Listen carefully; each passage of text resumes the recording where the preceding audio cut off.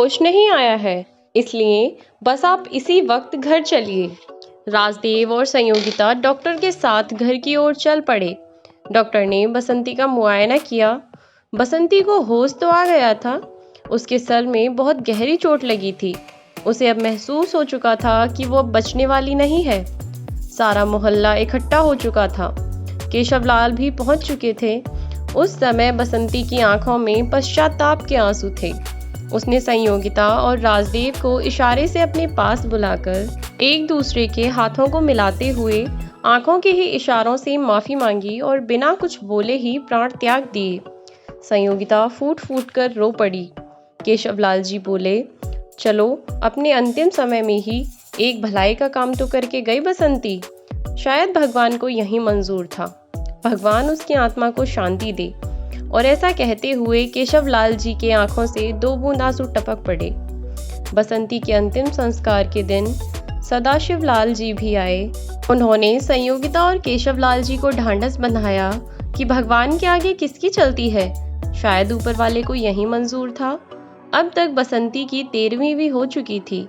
एक दिन केशवलाल जी ने सदाशिवलाल जी और राजदेव को खाने पर बुलाया और बोले, आज आप लोगों को खाने पर बुलाने का कारण था, चूंकि राजदेव की छुट्टियां अब ज्यादा शेष नहीं रह गई हैं, तो मैं चाहता हूं कि राजदेव और संयोगिता की सगाई कर दी जाए। और फिर बसंती की भी यही इच्छा थी। सदाशिवलाल जी बोले, आपने मेरे मुंह की बात छीन ली। मैं भी आपसे यही कहना चाहता था, लेकिन संकोचवश कह नहीं पाया, क्योंकि भाभी को गए हुए अभी महीने भर भी नहीं हुए। ऐसे में ऐसी बातें कहना मुझे उचित नहीं लगा।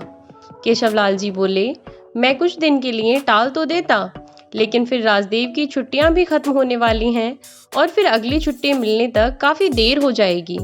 और फिर बसंती की भी यही आखिरी इच्छा थी कि दोनों एक हो जाएं। सदाशिवलाल जी बोले, तो फिर ठीक है, परसों ही हम इन दोनों की सगाई कर देते हैं और शादी तब करेंगे जब अगली बार राजदेव छुट्टियों में घर आएगा। केशवलाल जी बोले, बहुत बढ़िया मित्र, तो ठीक है, परसों सगाई का दिन पक्का हो गया।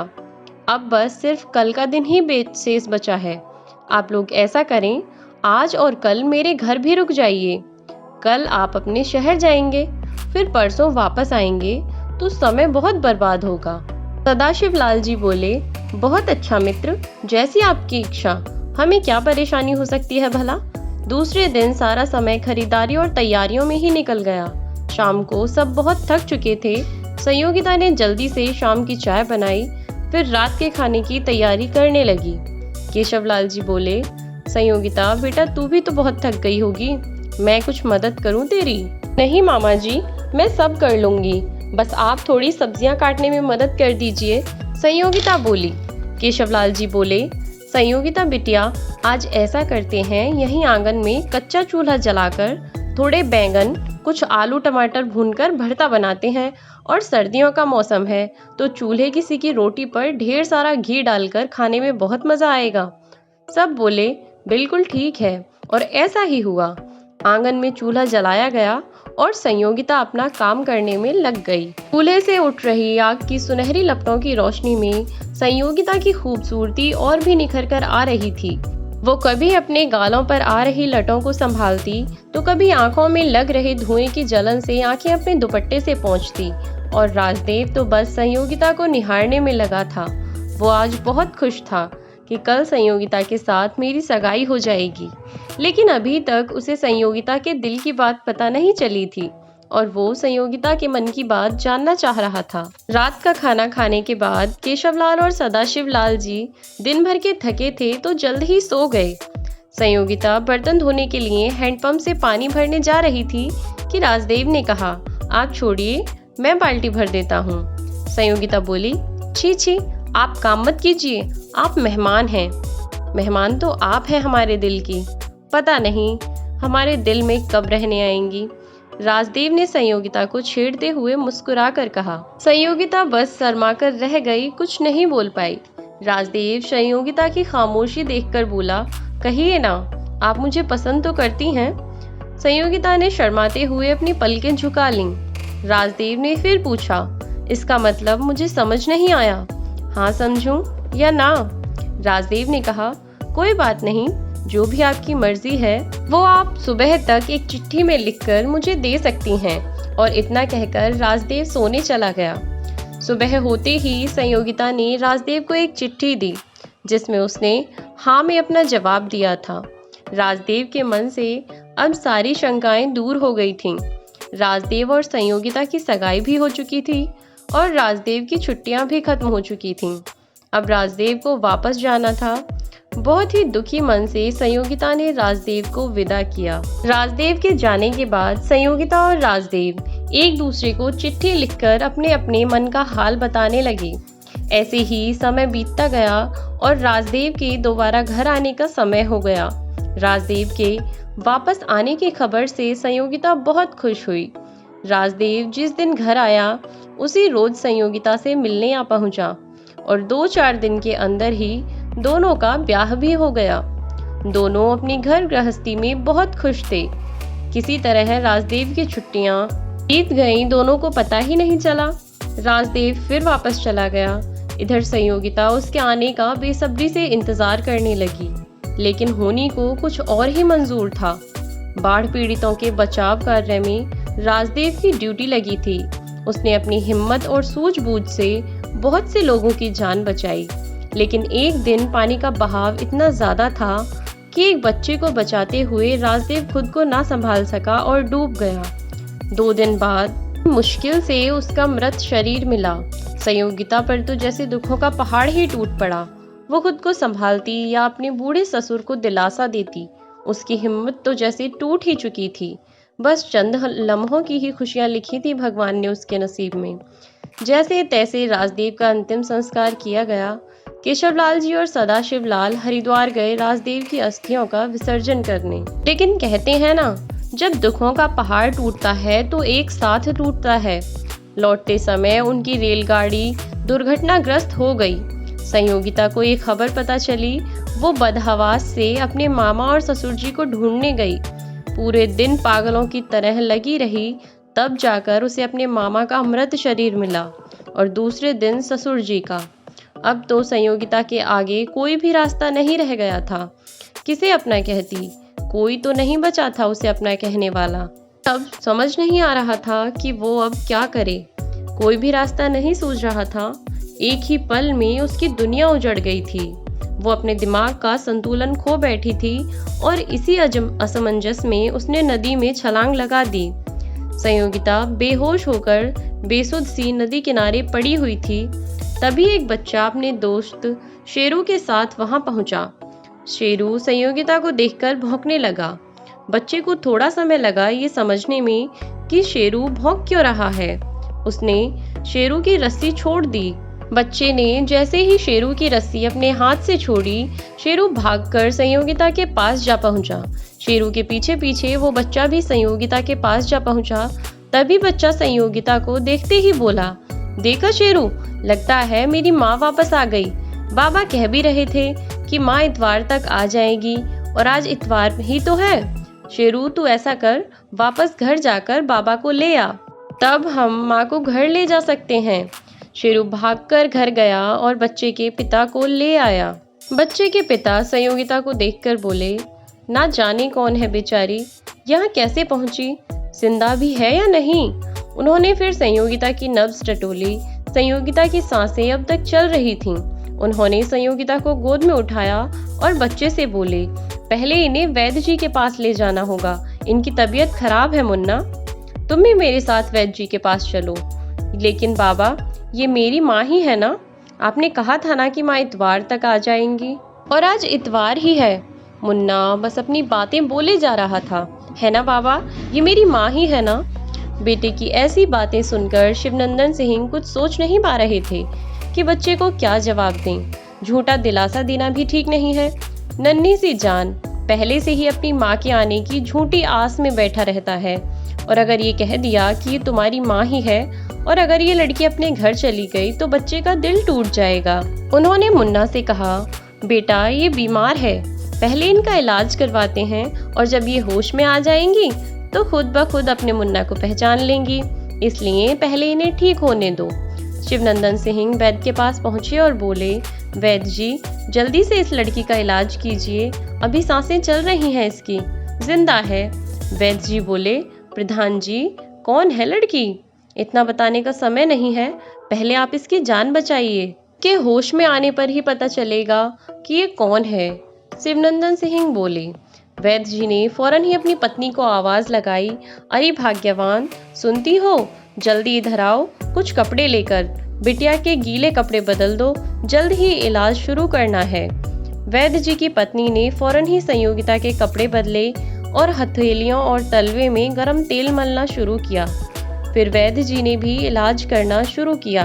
उधर मुन्ना बार बार अपने पिता से बस पूछे ही जा रहा था, बाबा, माँ कब ठीक होगी? मुझे पहचान तो लेगी ना माँ? और प्रधान शिवनंदन सिंह कुछ सोच नहीं पा रहे थे कि क्या जवाब दें मुन्ना को, कैसे झूठा दिलासा दें कि हाँ तेरी माँ तुझे पहचान लेंगी, और फिर ये भी तो कहते नहीं बनता कि ये तेरी माँ ही नहीं है। बहुत बड़ी दुविधा में थे शिवनंदन सिंह। थोड़ी देर के इलाज के बाद संयोगिता को होश आ गया। वैद्य जी ने फौरन शिवनंदन सिंह को पुकारा, अरे ठाकुर साहब सुनिए, बिटिया को होश आ गया है। इतना सुनते ही मुन्ना भीतर की ओर भागा और पीछे पीछे शिवनंदन भी गए। मुन्ना फौरन जाकर संयोगिता से माँ कहकर लिपट गया। संयोगिता को कुछ भी समझ नहीं आया, लेकिन मुन्ना के इस तरह से गले लगने से उसके मन में मुन्ना के लिए ममता जाग गई। उसने भी कह दिया, हाँ बेटा। देखा बाबा, आपने देखा ना, माँ ने मुझे पहचान लिया, और आज इतवार भी तो है, आपने कहा भी था ना कि माँ इतवार को आएंगी। मुन्ना खुश होकर बोला, ठीक है मुन्ना, लेकिन अपनी माँ से भी तो एक बार पूछ लो कि वो तुम्हारी माँ है कि नहीं। वैद्य जी बोले, हाँ हाँ, क्यों नहीं, अभी पूछता हूँ। मुन्ना बोला, क्यों माँ, तुम मेरी माँ हो ना? मुन्ना बेसब्री से जवाब का इंतजार कर रहा था। हाँ बेटा, मैं ही तेरी माँ हूँ, संयोगिता बोली। नन्हे से बच्चे का मन रखने के लिए संयोगिता को ऐसा बोलना ही पड़ा। देखा वैद्य जी, ये ही मेरी माँ है, अभी कहा ना उन्होंने। मुन्ना फिर से चहक पड़ा। चलिए ना बाबा, माँ को जल्दी से घर ले चलते हैं। मैं माँ से बहुत सारी बातें करना चाहता हूँ, अपना घर दिखाना चाहता हूँ। मुन्ना को देखकर ऐसा लग रहा था कि जैसे उसे कोई खोया हुआ खजाना मिल गया हो और वो जल्द से जल्द इसे अपने घर की तिजोरी में कैद करना चाहता हो, ताकि माँ रूपी खजाना उससे फिर से ना कोई छीन सके। अब शिवनंदन जी बोले, एक मिनट रुको मुन्ना, तुम बाहर शेरू के साथ मेरा इंतजार करो, मैं तुम्हारी माँ को लेकर आता हूँ। ठीक है बाबा, मैं बाहर हूँ, आप माँ को लेकर जल्दी आना। मुन्ना ऐसा कहकर बाहर चला गया। अब शिवनंदन सिंह ने संयोगिता से पूछा, आपका नाम क्या है? जी मेरा नाम संयोगिता है, संयोगिता बोली। आप यहाँ कैसे पहुँची? शिवनंदन ने फिर पूछा। जी मैं जीना नहीं चाहती थी, मेरा इस दुनिया में कोई नहीं है, मैं अनाथ और बेसहारा हूँ। जीवन में इतना दुख देखा है कि जीने की इच्छा ही मर गई है, इसलिए खुद को खत्म करना चाहती थी, लेकिन आप लोगों ने बचा लिया। इस बच्चे को देखा तो मेरा मन पिघल गया। मुझसे ये नहीं कहा गया कि मैं तुम्हारी माँ नहीं हूँ। चलिए कोई बात नहीं, लेकिन अब आप कहाँ जाएंगी? शिवनंदन ने पूछा। जहाँ ये किस्मत ले जाए, संयोगिता बोली। अगर आपको ऐतराज ना हो तो आप मेरे घर चल सकती हैं, वहाँ आपको कोई भी असुविधा नहीं होगी और मुन्ना भी आपके आने से खुश हो जाएगा। शिवनंदन जी संयोगिता से बोले। तभी वैद्य जी की पत्नी बोली, क्या सोच रही हो बिटिया, चली जाओ। वो बच्चा कैसे अपनी माँ के लिए दिन रात तड़पता है, हम सबने देखा है उसे तड़पते हुए। आज तुम्हें देखकर कितना खुश था, ने पहली बार उसको इतना खुश देखा है। और प्रधान जी भी देवता स्वरूप हैं, रोज न जाने कितने लोगों का भला करते हैं। कोई परेशानी नहीं होगी बिटिया तुम्हें। अब संयोगिता थोड़ी उलझन में थी, लेकिन फिर से बाहर से मुन्ना ने आवाज लगाई, क्या हुआ बाबा, जल्दी आइए ना माँ को लेकर। अब संयोगिता खुद को रोक न सकी और मुन्ना के साथ उसके घर चल पड़ी। मुन्ना आज बहुत खुश था, जो भी रास्ते में मिलता उससे कहते हुए जाता कि देखो ये मेरी माँ है, मैंने कहा था ना कि एक न एक दिन मेरी माँ जरूर आएंगी। और रास्ते भर संयोगिता के साथ बकबक करते हुए गया।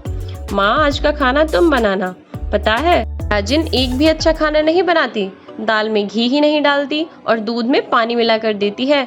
अब तुम आ गई हो ना, तो रोज अच्छा अच्छा खाना बनाकर खिलाना और उन लोगों को भी डांटना जिन्होंने मुझे बहुत परेशान किया है। अब तो सबकी खैर नहीं है ना शेरू। और सब घर पहुँचे। संयोगिता मुन्ना के साथ घर पहुंची और घर देखकर उसका मन प्रसन्नता से भर गया। वह हमेशा से ऐसा ही घर चाहती थी। घर के सामने इतना बड़ा बाड़ा, बाड़े के एक तरफ एक गाय और उसका बछड़ा एक छप्पर के नीचे बंधे हुए थे और कुछ मुर्गे मुर्गियां और चूजे बाड़े में टहल रहे थे। बगल में एक नीम का पेड़, एक कुआं भी था। बस कमी थी तो कुछ फुलवारी की, लेकिन फिर भी संयोगिता खुश थी। आओ माँ, आओ ना, मुन्ना ने संयोगिता से कहा। संयोगिता जैसे ही घर के दरवाजे के पास आई, तभी बर्तन धोने वाली कहारिन बाहर निकल पड़ी और संयोगिता को गौर से देखकर बोली, छोटे प्रधान जी, ये किसे ले आए? पता है रधिया काकी, ये मेरी माँ है, आज ही तो मिली हैं। नदी के किनारे पड़ी थी बेचारी। मैंने जल्दी से बाबा को बुलवाया, मैं और बाबा वैद्य जी के पास लेकर गए। अब ठीक हो गई हैं तो मैं इन्हें घर ले आया। अच्छी है ना मेरी माँ? बोलो ना रधिया काकी, अच्छी है ना मेरी माँ? रधिया का कोई उत्तर ना पाकर मुन्ना ने फिर से पूछा। हाँ हाँ छोटे प्रधान, तुम्हारी माँ बहुत सुंदर है, रधिया बोली। रधिया जाते हुए बोली, मैंने बर्तन मांज दिए हैं और सफाई भी कर दी है, कल सुबह आऊंगी। मुन्ना बोला, ठीक है। मुन्ना संयोगिता को अंदर ले जाकर बोला, माँ, इस कमरे में मैं और तुम रहेंगे और वो वाला कमरा बाबा का है, वो वहाँ पर अपना कागजी काम करते हैं। पता है माँ, बाबा हारमोनियम भी बजाते हैं और मैं भी उनके साथ गाना गाता हूँ। और यहाँ रसोई घर है, आज के बाद तुम ही मेरे लिए खाना पकाओगी और अपने हाथों से खिलाओगी भी। ये रहा आंगन और साथ में स्नान घर भी है। घर के पीछे भी काफी जगह है, वहाँ मैं खेलता हूँ। संयोगिता मुन्ना के मुंह से इतनी सारी बातें सुनकर भाव विभोर हो गई और प्यार से गले लगाते हुए बोली, बस करो मेरे मुन्ने, मैंने सब सुन लिया, ज्यादा मत बोलो नहीं तो नजर लग जाएगी मेरी। शाम हो गई थी, थोड़ा अंधेरा भी होने लगा था। प्रधान जी शिवनंदन सिंह जी ने देखा कि बाड़े में सारे मुर्गे मुर्गियां टहल रहे हैं। उन्होंने सारे मुर्गे मुर्गियों को पकड़कर उनके कोटर में पहुंचा दिया। फिर शेरू से भी कहा, चलो अपने घर में जाओ, और कुएं से 2 बाल्टी पानी खींचकर गाय के पास रखा। फिर जैसे ही गाय की सानी बनाने जा रहे थे, तभी दीनू आ पहुंचा और उसने प्रधान जी को आवाज दी, अरे मालिक, ये क्या कर रहे हैं? माफ कीजिए, आने में थोड़ी देर हो गई। खेतों में आज काम कुछ ज्यादा था और मैं दोपहर में रधिया से बोल कर गया था कि शाम को अगर मुझे देर हो जाए तो जानवरों को संभाल लेना और दाना पानी भी डाल देना। लेकिन रधिया भी पता नहीं किस धुन में रहती है, हमेशा काम चोरी करती है। कोई बात नहीं दीनू काका, अपना ही तो घर है और अपने घर का काम करने में कैसा हर्ज? शिवनंदन सिंह ने दीनू काका से कहा, मालिक, वो तो आपका बड़प्पन है, आप जैसे देवता पुरुष ही ऐसी बातें कर सकते हैं। दीनू बोला और दीनू अपने काम में लग गया। अंदर से ये सारी बातें संयोगिता ने सुनी और शिवनंदन जी का दयालु रूप देखकर अंदर ही अंदर उनकी कृतज्ञ हो गई। अंधेरा हो चला, शिवनंदन जी ने सब जगह दिए जला दिए। तभी दीनू बोला, मालिक, लगता है आज भी महाराजिन खाना बनाने नहीं आएगी। इसका तो रोज रोज का है, इसे आप निकाल क्यों नहीं देते? जब देखो तब ज्यादा खाना बना लेती है और बांध कर भी ले जाती है, और खाना भी इतना बेढंगा बनाती है, बिन माँ के बच्चे पर भी रहम नहीं है। अब मैं भी क्या करूँ, उसे निकाल भी नहीं सकता। हमारे घर की बहुत पुरानी महाराजिन है और अब बूढ़ी भी तो हो चली है, इसलिए ज्यादा काम भी नहीं कर पाती। शिवनंदन जी बोले, बूढ़ी तो है, लेकिन मालिक मुंह कितना चलाती है, एक रोटी भी ज्यादा मांग लो तो खिसिया उठती है। दीनू गुस्से में बोला। शिवनंदन जी बोले, लगता है दीनू काका अब महाराजिन नहीं आएंगी, मैं ही रसोई संभालता हूँ। ऐसा ना हो मुन्ना भूखा ही सो जाए और वो मेहमान भी तो भूखी होगी। कौन मेहमान? घर में कोई आया है? आपने मुझे बताया नहीं, आपकी कोई रिश्तेदार आई है? दीनू ने हैरत से पूछा। नहीं दीनू काका, ऐसी कोई बात नहीं है। आज नदी के किनारे बेहोशी की हालत में मुन्ना को एक लड़की मिली और वो उसे अपनी माँ समझ बैठा और वो उसे घर ले आया। अब नन्हे से बच्चे का दिल मैं नहीं दुखा सकता, मना भी नहीं कर सका। दीनू बोला, कुछ पता किया उसके बारे में कि ऐसे ही किसी अनजान को घर में घुसा लिया? पूछा था मैंने उससे, अनाथ है बेचारी। शिवनंदन सिंह बोले। उसने कहा और आपने मान भी लिया मालिक? आजकल की दुनिया में किसी पर भी भरोसा नहीं किया जा सकता। दीनू बोला, अब क्या करूं, बच्चे की जिद के आगे मेरी नहीं चली और मुझे लड़की भी भली लगी, शायद वो सच बोल रही थी। शिवनंदन सिंह बोले, ठीक है मालिक, आप जैसा ठीक समझें। दीनू बोला, अच्छा दीनू काका, ये बातें हम बाद में करते हैं, बोलिए क्या खाएंगे? आज मैं ही लगता हूँ रसोई में। शिवनंदन सिंह बोले, मालिक आप जो भी प्यार से पकाएंगे मैं खा लूंगा। आपने काम दिया, अपने घर में आसरा दिया, बेटे बहू ने तो घर से निकाल दिया था, आप ना होते तो न जाने मेरा क्या होता। दीनू बोला, अच्छा चलो अब रसोई में जाकर देखता हूँ कि क्या क्या सब्जी है। और ऐसा कहकर शिवनंदन सिंह रसोई की ओर चल पड़े। तभी मुन्ना बोला, बाबा आपको रसोई में जाने की जरूरत नहीं है।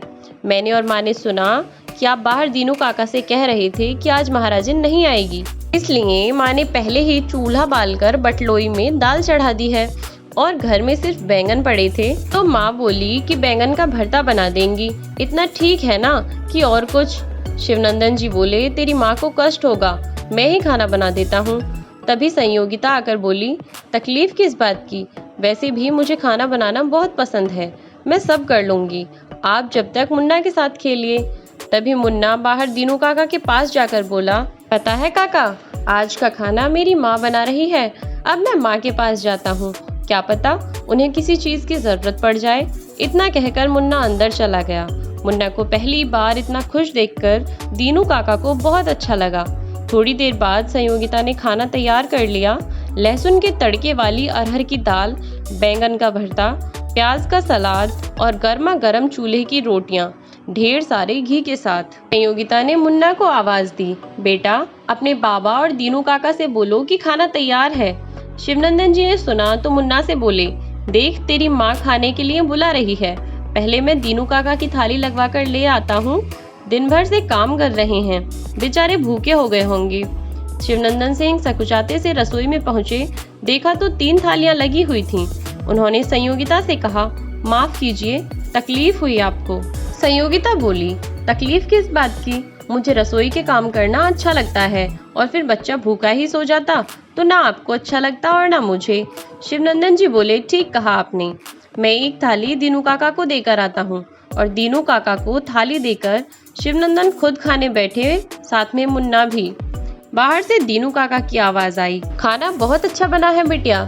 शिवनंदन सिंह ने दीनू काका की आवाज सुनी तो बोले, खाना वाकई में बहुत अच्छा बना है।